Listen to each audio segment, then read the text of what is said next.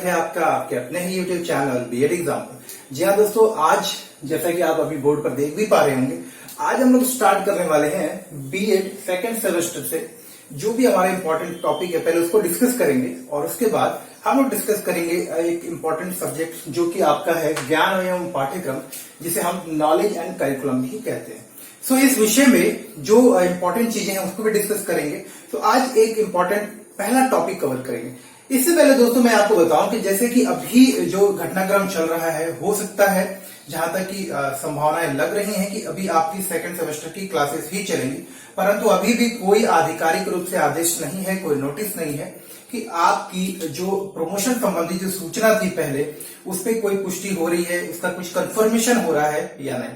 सो चीजों को safe side रखते हुए हम अभी से क्या कर सकते हैं कि अपने तैयारियां स्टार्ट कर सकते हैं। आप चाहे जिस भी विश्वविद्यालय में हो, जिस भी कॉलेज में हो, जहां से भी आप पाठ्यक्रम अपना पूरा कर रहे हैं, सबसे जरूरी बात है कि समय बिल्कुल भी बर्बाद ना करें। आप अपना पाठ्यक्रम अगर आपको लगता है कि सेकंड सेमेस्टर का, क्योंकि अगर आप ये सब्जेक्ट्स पढ़ भी लेते हैं तो इससे आपको बिल्कुल भी नुकसान नहीं होने वाला, क्योंकि यहां से भी तो आपके जो सीटेट यूपीटेट जैसे पेपर्स आप देते हैं, बहुत सारे क्वेश्चन आने वाले हैं। तो मान लीजिए आपके सेमेस्टर के पॉइंट ऑफ व्यू से हो सकता है ये क्वेश्चन आपके अभी इतने महत्वपूर्ण नहीं हो, अगर एग्जाम आपका होता नहीं है, यानी कि आपको थर्ड सेमेस्टर में प्रमोट कर दिया जाता है।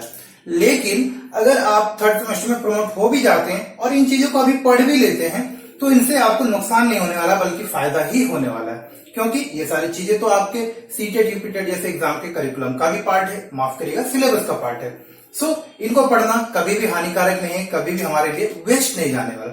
तो आइए इसी दृष्टिकोण के साथ में हम लोग अभी आज के इस टॉपिक को स्टार्ट कर लेते हैं। तो आज हम डिस्कस करेंगे सेकंड सेमेस्टर से ज्ञान एवं पाठ्यक्रम, जिसे हम बोलते हैं नॉलेज एंड करिकुलम। तो सबसे पहले दोस्तों हमें छोटे से मतलब एक छोटा सा इंट्रोडक्शन होना चाहिए कि आखिर ये जो नॉलेज एंड करिकुलम है, यानी कि ज्ञान एवं पाठ्यक्रम, इस विषय को पढ़ना क्यों है। तो सबसे जो जरूरी बात होती है दोस्तों कि जब आप किसी भी विषय का अध्ययन करते हैं तो उसका एक उद्देश्य होता है, एक निश्चित लक्ष्य होता है, जिस उद्देश्य से उसका सिलेबस बनता है और उसी लक्ष्य के साथ उसी उद्देश्य को पूरा करने के हिसाब से आपके सिलेबस में यूनिट्स दी होती हैं, उसमें आपका पाठ्य वस्तु शामिल किया जाता है।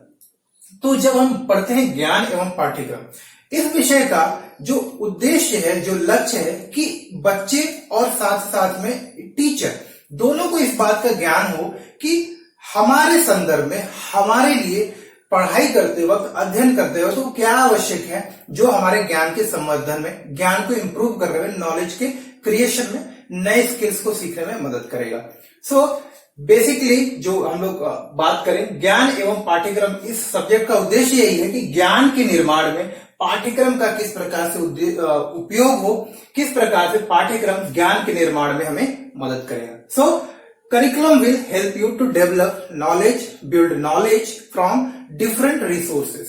सो यहाँ पे इस बात का ध्यान रखना। तो आप एक चीज समझ गए होंगे। अब इस सब्जेक्ट को पढ़ने से आप देखेंगे कि आपको ये पता चलेगा कि नॉलेज के रिसोर्सेज क्या है, वो कौन कौन से अलग माध्यम है जहां से आपको ज्ञान की प्राप्ति होती है, वो कौन कौन से अलग माध्यम है जिनसे ज्ञान दूसरे तक पहुंचाया जा सकता है, दूसरे अध्ययनकर्ता, जिसे हम लर्नर्स भी बोलते हैं, अधिगमकर्ता के अंदर ज्ञान का निर्माण किया जा सकता है, उसको ज्ञान के स्रोतों से परिचित कराया जा सकता है। तो इस विषय के अंदर आप उन सारे माध्यम के बारे में पढ़ेंगे, उन सारे टेक्निक्स के बारे में पढ़ेंगे, उन सारी विधियों से परिचित होंगे जो ज्ञान के निर्माण में मदद करती है। सो इस विषय को पढ़ते वक्त जो करिकुलम डिजाइन किया गया है, कुछ इसी तरह से डिजाइन किया गया है, या फिर इस आप बोले कि इस तरह से इसको बनाया गया है कि आपका जो ज्ञान निर्माण की प्रक्रिया है आप उससे परिचित हो। यहाँ पे बहुत ज्यादा थियोरेटिकल नहीं, बल्कि उन अलग अलग माध्यम, उन अलग अलग टेक्निक से आप परिचित होंगे जो आपको ज्ञान निर्माण में मदद करते हैं, वो साइंटिफिक तरीके जो सबके लिए काम करते हैं। दूसरा करिकुलम, तो आप ये भी समझ पाएंगे यहाँ पे कि ज्ञान के निर्माण में, इंफॉर्मेशन प्राप्त करने पे, स्किल डेवलप करने के लिए, नया अनुभव ग्रहण करने में किस तरह से एक करिकुलम, जिसे कि हम लोग पाठ्यक्रम बोलते हैं, वो हमें मदद कर सकता है। तो आइए एक एक करके टॉपिक्स को जब हम आगे पढ़ेंगे तो जो बातें अभी हम लोग डिस्कस कर रहे हैं उसे हम बेहतर तरीके से समझ भी पाएंगे।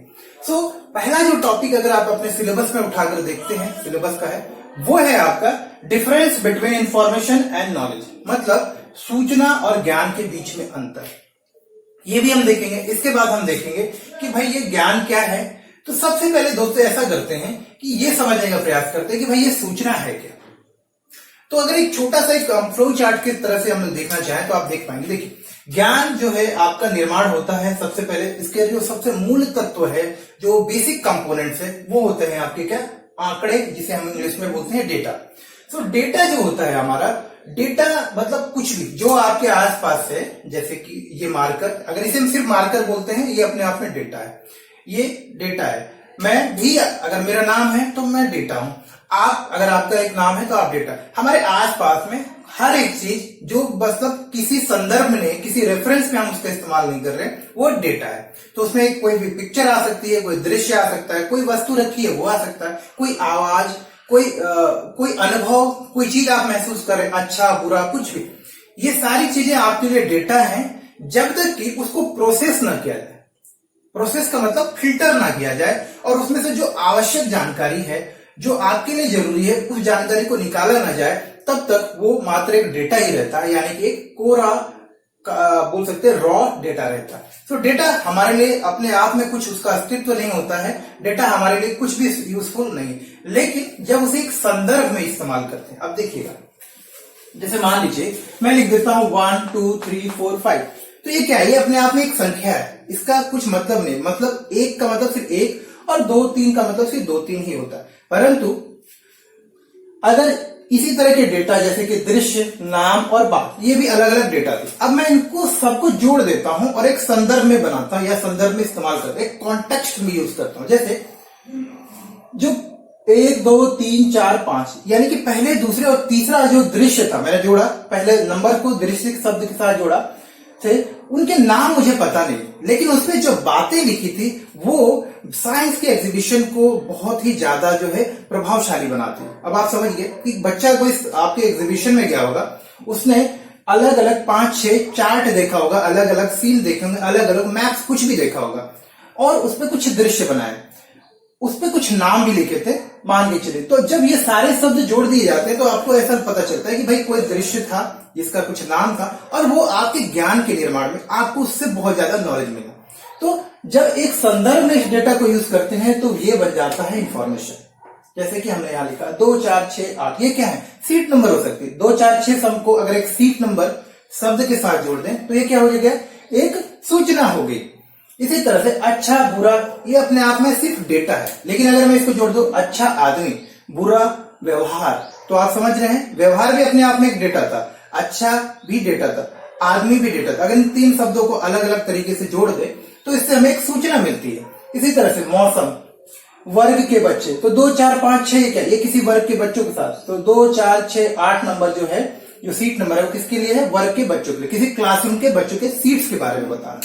तो जब डेटा को सही तरीके से प्रोसेस करते हैं, सही तरीके से सुनियोजित तरीके से सामने रखा जाता है, प्रस्तुत किया जाता है, तो हमारे लिए सूचना बन जाता है। यही सूचना जब हम अपने इस्तेमाल में लेकर आते हैं, उपयोग में लेकर आते हैं, ये हमारे लिए कुछ काम में आ जाता है, तो ये हमारे लिए ज्ञान का काम करता है। मान लीजिए अभी जैसे मैं आपको चीजें बता रहा हूं, अगर ये चीज अगर आपके इस्तेमाल में आ जाए, आपके एग्जाम में कोई क्वेश्चन आ जाए और आप जो चीजें मैं बता रहा हूं इससे आप कुछ इस्तेमाल करके अपना उत्तर लिख पाए, जो आपको भी पहले से पता है, लेकिन मैंने जो बताया आप उसका इस्तेमाल करके कुछ अच्छा और बेहतर उत्तर लिख पाए, तो इससे क्या होगा, वो आपके लिए ज्ञान है। अदरवाइज मात्र वो आपके लिए इंफॉर्मेशन रह जाएगा, जो चीजें मैं अभी यहां शेयर कर रहा हूं। सो जब इस इंफॉर्मेशन का हम व्यवहार के रूप में इस्तेमाल करते हैं, व्यवहारिक रूप से इस्तेमाल करते हैं, हमारे ज्ञान के निर्माण में और ज्यादा विकसित करने के लिए इस्तेमाल करते हैं, तो ये हमारे लिए जो सूचना होती है ज्ञान के रूप में कार्य करती है। ज्ञान मतलब डेटा से बना इंफॉर्मेशन, और इंफॉर्मेशन से बना नॉलेज, यानी कि ज्ञान। तो एक छोटा सा सरल सा एक प्रस्तुतिकरण है, एक रिप्रेजेंटेशन है, आप इसको और बेहतर तरीके से समझ सकते हैं। सो हम इसको आगे चल के और बेहतर तरीके से समझेंगे। तो अभी आप समझ गए होंगे, डेटा से बनता है इंफॉर्मेशन, और इंफॉर्मेशन से बनता है नॉलेज। नॉलेज जो कि हमारे अनुभवों पे आधारित है, हमारे ज्ञान पे जो हमने पहले आधारित, मतलब पहले जो सीखा है, पहले जो अनुभव किया है, उसमें जब नया ज्ञान आता है, नया इंफॉर्मेशन आता है, तो उससे हमारे व्यवहार में परिवर्तन होता है, हमारे तर्क करने के, सोचने के तरीके में परिवर्तन होता है, और हम बेहतर निर्णय ले पाते हैं, बेहतर डिसीजंस ले पाते हैं, जिससे कि हम जिस भी क्षेत्र में इस ज्ञान का उपयोग कर रहे हैं उसमें हम अच्छा कर पाते हैं। तो इसके बारे में और चर्चा करेंगे, आगे देखते हैं। अभी जो हमारे सामने जो पहला सिलेबस का टॉपिक है कि अंतर बताइए कि नॉलेज और सूचना, जिसे कि हम लोग जानकारी भी कहते हैं, इसके बीच में अंतर क्या है। तो एक साधारण रूप से जैसा कि मैंने आपको बता दिया, पहला तो आप लिख ही सकते हैं कि सूचना क्या है, इंफॉर्मेशन क्या है। It is a processed data form. मतलब क्या है, जब आंकड़ों को एक सुनियोजित परिष्कृत रूप में यानी कि फिल्टर्ड रूप में, नियोजित रूप में जब सरिया के बोलते हैं ना हिंदी में, सरिया कर या फिर अरेंज कर कर रखते हैं, तो इसे हम लोग क्या बोलते हैं, इंफॉर्मेशन। लेकिन इसी अरेंज इंफॉर्मेशन को अगर हम अपने व्यवहार में ला सकें, उसका इस्तेमाल कर सकें, किसी समस्या के समाधान में, किसी संदर्भ में इस्तेमाल कर पाए, तो वो हमारे लिए यानी कि जो यूजफुल इंफॉर्मेशन होता है, यूजफुल जो डेटा हमारे पास होता है, अगर वो हमारे लिए काम की है, हमारे किसी समस्या के समाधान में मदद करती है, तो वो हमारे लिए ज्ञान है। जैसे कि मैंने आपको बताया कि अगर आप बाइक चलाना जानते हैं, ठीक है, हाउ टू राइड इंफॉर्मेशन। देखिए, अब ज्ञान जो है मात्र सूचना नहीं होती, क्योंकि ज्ञान के अंदर अनुभव का भी मतलब एक समावेश होता है, ज्ञान के अंदर अनुभव भी शामिल होता है। जबकि सूचना में मात्र डेटा होता है, एक प्रोसेस डेटा होता है, एक इंफॉर्मेशन होती है, इसमें कोई इंफॉर्मेशन के अलावा कोई अनुभव जुड़ा नहीं है। लेकिन जो नॉलेज होता है, जो ज्ञान होता है, यहाँ पे सूचना भी होती है और इसके अंदर अनुभव भी होता है, जो कि ज्ञान को विशिष्ट रूप बनाता है, यानी कि ज्ञान को एक विशिष्ट आप बोल सकते हैं संपत्ति बनाता है। अब आइए समझते हैं। देखिए, तो मैंने आपको बता दिया इंफॉर्मेशन क्या है, डेटा का प्रोसेस्ड फॉर्म, फिल्टर्ड फॉर्म है, यानी कि परिष्कृत रूप है। जबकि ज्ञान क्या है, आपका यूजफुल यानी कि उपयोगी आपकी सूचना है, जानकारी है, जिसका कि आप इस्तेमाल कर सकते हैं। दूसरा अंतर है, ज्ञान होता है आपका जो इंफॉर्मेशन है, जो सूचना है, जो आपकी जानकारी है, वो क्या होती है, जब डेटा को, जो मैंने आपको बताया वहां पे, जब डेटा को हम लोग व्यवस्थित तरीके से एक क्रम में रखते हैं। जैसे मैंने आपको बताया था 1 2 3 4 5 दृश्य जो है, उनके नाम जो लिखे हैं मुझे पता नहीं, लेकिन उस पर बहुत ही आवश्यक जानकारी लिखी। तो एक क्या हुआ, वहां से एक जानकारी मिली। तो जब डेटा को व्यवस्थित तरीके से क्रम में रखते हैं, तो हमें क्या मिलती है, एक इंफॉर्मेशन, एक सूचना या एक जानकारी मिलती है। लेकिन जब ये जानकारी मिलती है, अगर हम लोग ज्ञान के बारे में, तो ऐसी कोई भी जानकारी जिससे कि हमारे ज्ञान में वृद्धि हो, हमारे व्यवहार में परिवर्तन ला सके वो ज्ञान, या हमें सोचने के लिए एक नया दृष्टिकोण दे, तो वो ऐसी हर एक सूचना हमारे लिए क्या होती है, ज्ञान। तो ज्ञान हमें हमारे ज्ञान में वृद्धि करने में, जो हम पहले से जानते हैं उसमें और वृद्धि करने में मदद करती है, हमारे व्यवहार में परिवर्तन करने में मदद करती है, हम जो सोच रहे हैं उसमें सोचने के अलग अलग दृष्टिकोण देती है, नया आयाम देती है कि हम कैसे सोच सकते हैं, किसी समस्या के समाधान में मदद करती है। तो ये एक अंतर है। तो डेटा मात्र एक प्रोसेस्ड डेटा है, लेकिन ये जो नॉलेज होता है, ज्ञान होता है, ये क्या होता है, इंफॉर्मेशन तो है लेकिन उपयोगी इंफॉर्मेशन है, जिससे कि हमारे ज्ञान में वृद्धि होगी। तीसरा पॉइंट, डेटा के महत्व को बढ़ाता। अब देखिए, मैंने आपको बताया 1 2 3 4 5 अपने आप में कुछ भी नहीं है, दृश्य, नाम और बात, ये अलग अलग आंकड़े हैं, अलग अलग शब्द हैं, अलग अलग डेटा है। इनका आपस में अलग अलग अगर देखें तो कोई भी महत्व नहीं, लेकिन जब इनको जोड़ देते हैं, तो जब ये इंफॉर्मेशन बन जाते हैं, तो ये इंफॉर्मेशन के रूप में जब रखे जाते हैं, आपके सामने प्रस्तुत किया जाता है, तो इन सारे अलग अलग डेटा, यानी कि ये 1 2 3 4 5 दृश्य, नाम और बात, ये अलग अलग जो शब्द थे, इनका महत्व बढ़ गया। एक साथ आकर ये सूचना के रूप में जब आते हैं, तो इनका महत्व बढ़ जाता है। तो डेटा के महत्व को बढ़ाता है। सूचना क्या करता है, डेटा के महत्व को बढ़ाता है। लेकिन जो ज्ञान होता है, ज्ञान किस पे निर्भर करता है, हमारे पूर्व ज्ञान पे। तो जो हमारा पूर्व का ज्ञान होता है, ज्ञान जब हमें प्राप्त होता है, तो ज्ञान से क्या होता है, हमारा जो पहले का नॉलेज है, देखिए, ज्ञान से हमारा जो पूर्व ज्ञान है, जो हमारा पूर्व ज्ञान है, वो बढ़ता है, उसमें और ज्यादा निखार आता है, और ज्यादा इंप्रूवमेंट होता है। दूसरा, हम जो ज्ञान इस्तेमाल करते हैं, जो चीजें हम सीख रहे हैं, जो हमने ग्रहण की है, उसका हम सदुपयोग कर सकते हैं। मतलब अभी जैसे वर्तमान स्थिति में अगर कोई समस्या आ जाए, तो हमें जो पहले अनुभव किया है, जो चीजें हमने पहले सीखी है, उसका इस्तेमाल करके हम वर्तमान समस्या का समाधान कर सकते हैं, किसी विषय के ऊपर सोच सकते हैं, किसी समस्या का समाधान कर सकते हैं। तो ज्ञान से क्या लाभ मिलता है कि हमारा जो पूर्व ज्ञान होता है उसमें वृद्धि होती है, पूर्व ज्ञान और ज्यादा बढ़ता है, उसको नया आयाम, नया डायमेंशन मिलता है। साथ ही साथ ज्ञान के और बढ़ोतरी से, ज्ञान के उपयोग से हम क्या कर सकते हैं, उसका अलग अलग परिस्थितियों में उपयोग कर सकते हैं, जिसे हम बोल सकते हैं सदुपयोग करना, यानी कि रीयूज करना यानी कि यूज करना जो है संभव हो पाता है। तो नॉलेज जो होता है इसको हम लोग बार बार यूज कर सकते हैं, अलग अलग कंडीशंस में यूज कर सकते हैं, उसको सॉल्यूशंस के लिए यूज कर सकते हैं, डिसीजन मेकिंग के लिए यूज कर सकते हैं। जबकि डेटा जो है हमारा उसको हम लोग डेटा से जो इंफॉर्मेशन मिली है उसको एक प्रेजेंट कॉन्टेक्स्ट में यानी वर्तमान में इस्तेमाल कर सकते हैं। आगे बढ़ते हैं। देखिए, जो सूचना मिलती है डेटा को प्रोसेस करने के बाद, व्यवस्थित करने के बाद जो हमें एक जानकारी मिली है, अभी जो कुछ हमें सूचना मिल रही है उसका हम लोग क्या कर सकते हैं, आवश्यकता अनुसार और किसी उद्देश्य के साथ हम लोग व्यवस्थित करके रखते हैं, जिससे कि हमें तत्काल कोई सूचना मिलती है और जिसके आधार पर हम कुछ काम कर सकते हैं। तो डेटा क्या है, आवश्यकता अनुसार हम डेटा को अपनी जरूरतों के हिसाब से, अपनी आवश्यकता के हिसाब से उनको व्यवस्थित करते हैं, अरेंज करते हैं। तो इंफॉर्मेशन कैसे बनता है, आवश्यकता अनुसार किसी उद्देश्य को ध्यान में रखते हुए जब डेटा को व्यवस्थित रखते हैं तो वो हमारे लिए सूचना काम करता है। जैसे कि मैंने आपको बताया, इसको मैंने 1 2 3 4 5 दृश्य और दृश्य का नाम और बात करा। इसी को मैं ऐसे बोल सकता हूँ कि पहली दूसरी तीसरी बात जो थी मुझे बिल्कुल नहीं पसंद है और पता नहीं उसमें कौन सा दृश्य जिसके नाम भी मुझे नहीं पता। तो अगर मैंने इसको अलग रूप से रखा तो उसका कुछ और मीनिंग निकलता है, और अगर मैं उसको दूसरे तरीके से रखता हूं तो उससे कुछ और मीनिंग निकलती है, यानी कि कुछ और जानकारी मिलती है। तो आंकड़ों को आप जिस तरह से व्यवस्थित करेंगे उससे उस तरह की ही जानकारी निकलेगी। एक ही आंकड़ों के समूह को अगर एक अलग अलग तरीके से व्यवस्थित करेंगे तो आपको अलग अलग जानकारी मिलती है।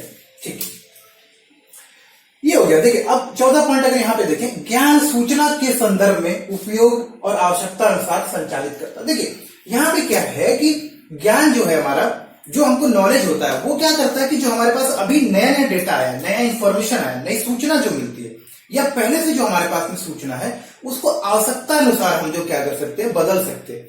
आवश्यकता अनुसार हम उसको जितनी जरूरत हो, जैसी जरूरत हो, उसके हिसाब से उपयोग कर सकते हैं। जैसे कि मान के चलिए, आपको बाइक चलाना आता है, आपको कार भी चलाना आता है और आपको साइकिल भी चलाना आता है। अब सामने अगर आपको जो ये आपको तीनों नॉलेज है, तीनों आपको चीजों को चलाने का ज्ञान है, अगर आपके सामने इसमें कोई से भी वाहन आ जाए तो आप चला सकते हो। तो आवश्यकता अनुसार आप क्या करेंगे, उसको आप इस्तेमाल कर सकते हो। जो पुराना जानकारी है, जो पुरानी आपकी नॉलेज है, उसको आप आवश्यकता अनुसार इस्तेमाल कर सकते हैं, और जो पुरानी जानकारी है उसमें थोड़ा बहुत फेरबदल भी कर सकते हैं। मान के चलिए, अगर आपको भोजन पकाना आता है और अचानक से कोई आपको बोल दे कि आपको आज थोड़ा दूसरे तरीके का, थोड़ा ज्यादा मसालेदार भोजन बनाना या कुछ नया भोजन बनाना, तो क्योंकि आपको भोजन पकाना तो आता है, आपको नॉलेज है, आपको ज्ञान है भोजन पकाने का, कुछ नया आएगा, कुछ नया काम करने को आ जाएगा, तो आप अपने पूर्व के ज्ञान में वर्तमान जो सूचना आपको मिलेगी उस भोजन के संबंध में जो भी बातें आपको बताई गई उसको जोड़कर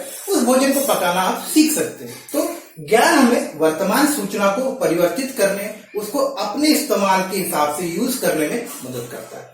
सो वर्तमान समस्या के समाधान में ज्ञान हमें मदद करता है, पुराने अनुभव, ज्ञान, नॉलेज को इस्तेमाल करके वर्तमान समस्या को या वर्तमान में जो भी परिस्थिति उसके हिसाब से व्यवहार करने में।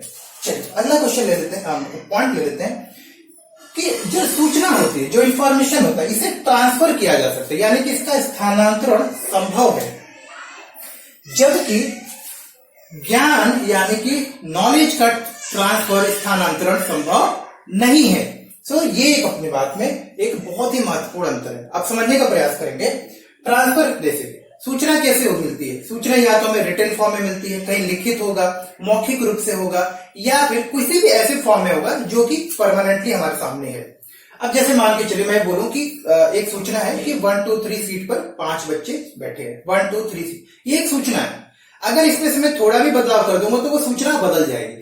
तो मैं ये कैसे आपको बता सकता हूं, मैंने आपको बोला 1 2 3 सीट पर 5 बच्चे बैठे हैं, इसको मैं आपको लिख के दे सकता हूं, इसको मैं आपको बोलकर भी दे सकता हूं, इसको मैं कॉल करके बता सकता हूं, वीडियो से दिखा सकता हूं। तो एक सूचना आपके पास में है, इसको मैं आसानी से आप तक ट्रांसफर कर सकता हूं। लेकिन अगर मैंने तो ये बीएड का पाठ्यक्रम पहले पढ़ लिया है, अब मैं अगर चाहूं भी तो तुरंत ही आप तक ट्रांसफर नहीं कर सकता। तो सूचना जो है यानी कि जो नॉलेज, जो आपका इंफॉर्मेशन होता है, उसका त्वरित ट्रांसफर स्थानांतरण करना, एक व्यक्ति से दूसरे व्यक्ति को ट्रांसफर करना संभव है, सरल है। जबकि ज्ञान की बात करें तो ज्ञान का स्थानांतरण करना, इसको ट्रांसफर करना, एक व्यक्ति से दूसरे व्यक्ति में पूरी तरह से पहुंचा पाना तकरीबन असंभव है, क्योंकि ज्ञान जो है अनुभव पर आधारित है, ज्ञान हमारे सोचने समझने की क्षमता पर आधारित करता है, ज्ञान हमने किन अलग अलग माध्यम से किन परिस्थितियों में अर्जित किया है इस बात पर भी निर्भर करता है। सो ज्ञान के अंदर मात्र सूचना नहीं होती, ज्ञान के अंदर अनुभव और वो परिवेश होते हैं जिसमें हमने वो चीजें सीखी है। तो हो सकता है कि वो परिस्थिति, वो परिवेश, वो अनुभव सामने वाले व्यक्ति को ना हो जिसमें हमने चीजों को सीखा है। तो इसी वजह से स्थानांतरण करना, वही नॉलेज जो हमारे अंदर है किसी और तक पहुंचा पाना संभव नहीं। हाँ, एक काम जरूर किया जा सकता है कि ज्ञान को सामने वाले के अंदर पैदा करना, उसके अंदर डेवलप करना, वैसा ही ज्ञान उसके अंदर बिल्ड करना एक प्रक्रिया होती है जिसके अंतर्गत किया जा सकता है। लेकिन पूरे का पूरा नॉलेज जो मेरे अंदर है मैं आप तक पहुंचा पाऊं, ये संभव नहीं है। हाँ, ऐसा जरूर हो सकता है मैं उस प्रक्रिया से आपको अवगत कराऊं, उस प्रक्रिया में आपके साथ में काम करूं जहां की आप इस ज्ञान को डेवलप कर सकते हैं, इस ज्ञान को अर्जित कर सकते हैं। सो इसके बाद जो हमारा इंफॉर्मेशन होता है, इसका उपयोग जो होता है आपका बहुत ज्यादा लचीलापन नहीं होता। अब उपयोग का मतलब यहाँ लचीलापन से आप समझिए, जैसे मैंने आपको बोला, अगर मैं बोल देता हूं कि राम, श्याम और मोहन 3 बच्चे क्लास में फर्स्ट, सेकंड और थर्ड आए, ये एक सूचना है।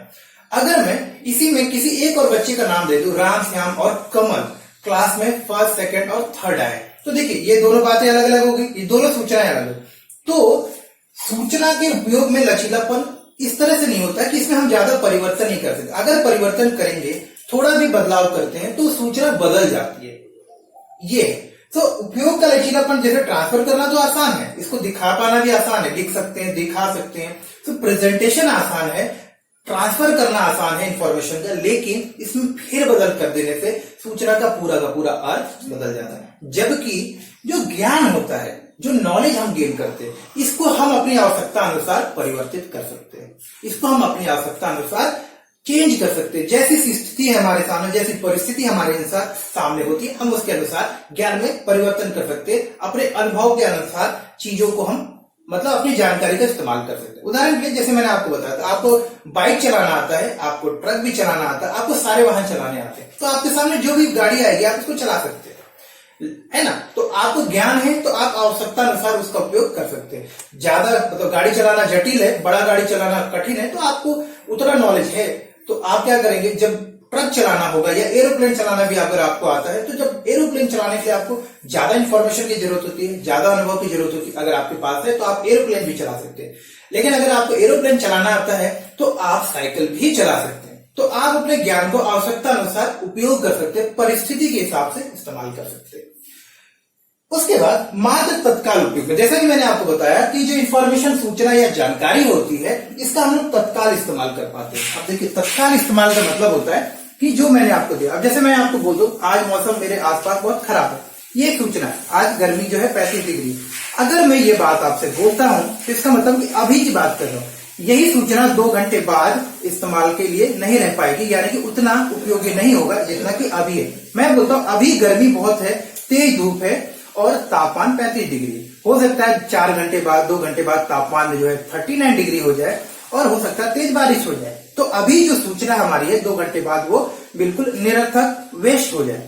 सो यही मैं यहां लिख रहा हूं कि तत्काल इस्तेमाल के लिए इंफॉर्मेशन होता है, तुरंत इस्तेमाल के लिए होता है, उससे आप अपना ज्ञान बढ़ा सकते हैं, अपनी जानकारी बढ़ा सकते हैं। लेकिन इस्तेमाल अगर करना है तो तत्काल ही काम में आता है। लेकिन अगर आपको नॉलेज है, आपको अनुभव है, आपको ज्ञान है, तो आप उसके आधार पर भविष्य के बारे में भी सोच सकते हैं। भविष्य के बारे में अभी वर्तमान में जो आंकड़े मिले हैं और पुराना जो अनुभव है, उन दोनों को मिलाकर आप भविष्य के बारे में थोड़ी बहुत भविष्यवाणी भी कर सकते हैं। जैसे कि हम लोग एग्जाम के बारे में एक्सपेक्टेड क्वेश्चन निकालते हैं, एक्सपेक्टेड क्वेश्चन निकालते हैं ना, हम लोग फाइंड आउट करते हैं कि यार ये क्वेश्चन इंपॉर्टेंट लग रहा है क्योंकि ये सिलेबस से काफी मैच करता है, सिलेबस का एक अभिन्न हिस्सा दिख रहा है, सो हमको ऐसा क्वेश्चन पढ़ लेना चाहिए। तो हम पुराने अनुभव के आधार पर ये देख रहे हैं कि यार ये क्वेश्चन कई सालों से रिपीट हो रहा है, तो हम अपने पुराने अनुभव और वर्तमान में जो जानकारी, सामने जो क्वेश्चन है उसको देखकर ये एक आप बोले ना उनके बीच में एक संयोजन करते हैं। दोनों सूचना के,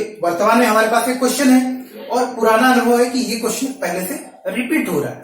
इन दोनों चीजों को मिलाकर हमने अनुभव और वर्तमान जानकारी दोनों को मिलाकर एक पूर्वानुमान लगा पाए। मतलब तो ज्ञान हमें ये लचीलापन, ये अवसर देता है, ये हमको एक अपॉर्चुनिटी देता है कि हम फ्यूचर का प्रेडिक्शन कर सकते हैं। फ्यूचर के बारे में सटीक नहीं, 100% श्योरिटी से नहीं, लेकिन हम फ्यूचर के बारे में सोच सकते हैं विचार कर सकते हैं और प्लान बना सकते हैं, जबकि इंफॉर्मेशन के बेसिस पे हम फ्यूचर का प्लान नहीं कर सकते। इसके अलावा देखिए एक इंपॉर्टेंट बात है, प्रदर्शन सरल और सरल होता है। इसको पुस्तक, लेख, आप ऑडियो वीडियो के फॉर्म में कर सकते हो। तो जो इंफॉर्मेशन होती है इसको प्रस्तुत करना, सामने लाना ज्यादा सरल होता है, क्योंकि इसको हम जो भी सूचना होती है इसको हम बोर्ड पर लिख सकते हैं, चार्ट पर लिख सकते हैं, टेक्स्ट के रूप में दिखा सकते हैं, वीडियो के फॉर्म में मैं आपको बोलकर बता रहा हूं, ये भी आपके पास एक इंफॉर्मेशन है। मैं आपको बहुत अलग अलग माध्यम से व्हाट्सएप कर सकता हूं, टेक्स्ट मैसेज कर सकता हूं, कहीं पिक्चर के रूप में इंफॉर्मेशन आपके सामने शेयर की जा सकती है। तो इंफॉर्मेशन को दिखा पाना, आप तक पहुंचा पाना, उसका प्रस्तुतिकरण काफी सरल होता है ज्ञान के तुलना में, ज्ञान के कंपैरिजन में, नॉलेज के कंपैरिजन। सो ज्ञान को कैसे हम देखें, इंफॉर्मेशन को हम लोग कैसे कैसे दिखा सकते हैं, पुस्तकों में होती है, आप उसको न्यूज़पेपर में लिख सकते हैं, कहीं बोर्ड पे लिख सकते हैं, तो अलग अलग माध्यम। आज तो डिजिटल प्लेटफॉर्म भी है, तो आप डिजिटल रूप में भी जो इंफॉर्मेशन है दूसरे तक पहुंचा सकते हैं। लेकिन ये बात इतना सरल नहीं होता, इतना उपयोगी नहीं है अगर हम बात करते हैं ज्ञान के संदर्भ में। नॉलेज के अगर फॉर्म में बात करें तो नॉलेज का रिप्रेजेंटेशन इतना आसान नहीं है। नॉलेज, जैसा कि मैंने आपको पहले बताया, ये हमारे ज्ञान पर, पूर्व अनुभव पर, पूर्व ज्ञान के अनुभव पर, और ज्ञान को हम किस तरह से इस्तेमाल कर रहे हैं, किस स्थिति में इस्तेमाल कर रहे हैं, इस बात पर डिपेंड करता है।